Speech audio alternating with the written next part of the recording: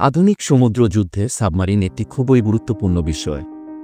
যে কোনো দেশের নৌবাহিনীর শক্তিমত্তা বিবেচনার ক্ষেত্রে ওই দেশের সাবমারিন সংখ্যা ও তারা কী ধরনের সাবমেরিন ব্যবহার করে এই বিষয়টিকে বিশেষভাবে গুরুত্ব দেওয়া হয়।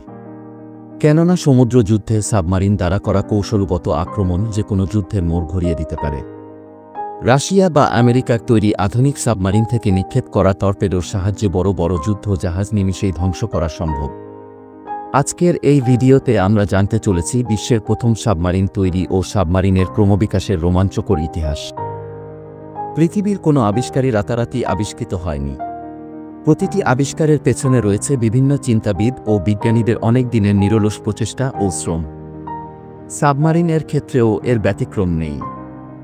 সাবমারিনের ইতিহাসও একদিনে শুরু হয়নি। এটি শতাব্দীর পর শতাব্দী ধরে বিকাশ লাভ করেছে এবং এখনও করে চলেছে। মানুষ সেই প্রাচীনকাল থেকেই পানির নিচে যাওয়ার বা চলাচলের স্বপ্ন দেখত। প্রাচীন গ্রিক ও রোমান সভ্যতায় এ বিষয়ে ধারণা পাওয়া যায়। গ্রিক দার্শনিক প্লেটো তার লেখায় এমন এক যন্ত্রের কথা উল্লেখ করেছেন যা ব্যবহার করে মানুষ পানির নিচে শ্বাস নিতে পারে। আবার জনশ্রুতি আছে যে একবার আলেকজান্ডার দ্য গ্রেট সমুদ্রতলে পর্যবেক্ষণের জন্য একটি ডাইভিং বেল ব্যবহার করেছিল। ধারণা করা হয় এটিই ছিল পানির নিচে অভিযানের অন্যতম প্রথম প্রচেষ্টা। ইতালির বিখ্যাত শিল্পী লিওনার্দো দ্য ভিঞ্চি প্রথমবারের মতো আধুনিক সাবমারিনের ধারণা দেন। তিনি এমন এক ধরনের জাহাজের নকশা তৈরি করেছিলেন যা দিয়ে পানির নিচে চলাচল করা ও গোপনে শত্রুপক্ষের জাহাজে আক্রমণ করা সম্ভব। তবে তিনি তার পরিকল্পনাটি গোপন রেখেছিলেন, কারণ তিনি মনে করতেন এটি যুদ্ধের জন্য ভয়ঙ্কর হতে পারে। 1578 সালে ব্রিটিশ গণিতবিদ উইলিয়াম বোরন প্রথম কাগজে কলমে সাবমারিনের ডিজাইন তৈরি করেন। তিনি পানির নিচে চলতে সক্ষম এমন একটি কাঠের নৌকার পরিকল্পনা করেন যার গায়ে চামড়ার আবরণ থাকবে। তার তৈরি ডিজাইন অনুসারে বাতাস প্রবাহের জন্য সাবমারিনের সাথে একটি বিশেষ পাইপ যুক্ত থাকবে। তবে এটি ডিজাইন পর্যন্তই সীমাবদ্ধ ছিল, অর্থাৎ এটিকে আর বাস্তবে তৈরি করা হয়নি। তবে 1620 সালে ডাচ বিজ্ঞানী কর্নেলিয়াস ড্রেবেল ব্রিটিশ রাজা প্রথম জেমস এর জন্য একটি কার্যকর সাবমারিন তৈরি করেন। ওই সাবমারিনটি ছিল কাঠ ও চামড়ার তৈরি, যা একটি নির্দিষ্ট সময়ে 12 জন নাবিককে নিয়ে পানির 15 ফুট গভীরে চলাচল করতে পারত। এটিই ছিল প্রথম মানুষের দ্বারা পরিচালিত সাবমারিন, যা লন্ডনের থেমস নদীতে সফলভাবে পরীক্ষা করা হয়। পরবর্তীতে 1776 সালে আমেরিকান বিজ্ঞানী ডেভিড বুসনেল আমেরিকার স্বাধীনতা যুদ্ধের সময় টর্টাল নামের একটি সাবমারিন তৈরি করে।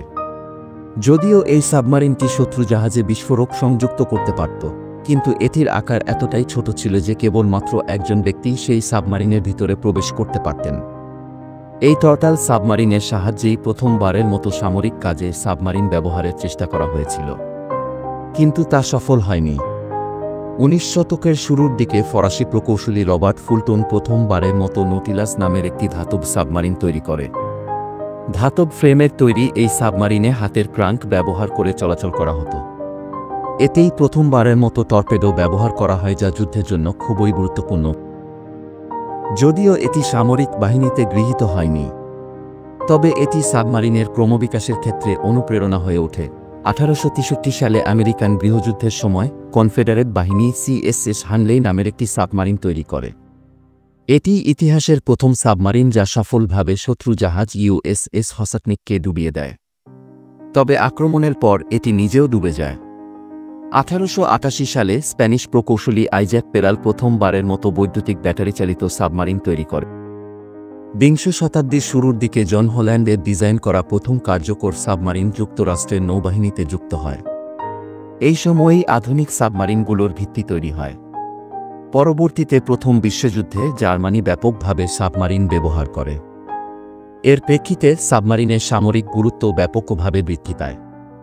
দ্বিতীয় বিশ্বযুদ্ধের সময় জার্মান টাইপ 3 ইউ-বোট মডেলের সাবমারিন ব্যবহার করত। এই সাবমারিন থেকে শত্রু জাহাজে টর্পেডোর পাশাপাশি ব্যালিস্টিক মিসাইলও নিক্ষেপ করা যেত। জার্মানের টাইপ 3 সাবমারিন থেকে অনুপ্রাণিত হয়ে জাপান কাইটেন নামের একটি আত্মঘাতী সাবমারিন তৈরি করেছিল। এরপর 1954 সালে আমেরিকা প্রথমবারের মতো পারমাণবিক সাবমারিন তৈরি করে। এই সাবমারিনটি General Dynamics Electro Boat division তৈরি করেছিল। পারমাণবিক চুল্লি দ্বারা পরিচালিত হওয়ায় এই সাবমারিন একটানা কয়েক মাস পানির নিচে অবস্থান করতে পারত। এই সাবমারিনের সবচেয়ে উল্লেখযোগ্য সাফল্য ছিল অপারেশন সানশাইন। যেখানে এটি 1958 সালে উত্তর মেরুর কঠিন বরফের নিচে দিয়ে চলাচল করে। এটি আলাস্কার পয়েন্ট 12 থেকে যাত্রা শুরু করে 1830 মাইল অতিক্রম করে গ্রিনল্যান্ড দিয়ে বেরিয়ে আসে। এই মিশন প্রমাণ করে যে পারমাণবিক সাবমারিনগুলো বরফের নিচে দীর্ঘ সময় ধরে চলতে সক্ষম, যা পরবর্তীতে সাবমারিনের উন্নয়নে ও অনুসন্ধানে গুরুত্বপূর্ণ হয়ে ওঠে।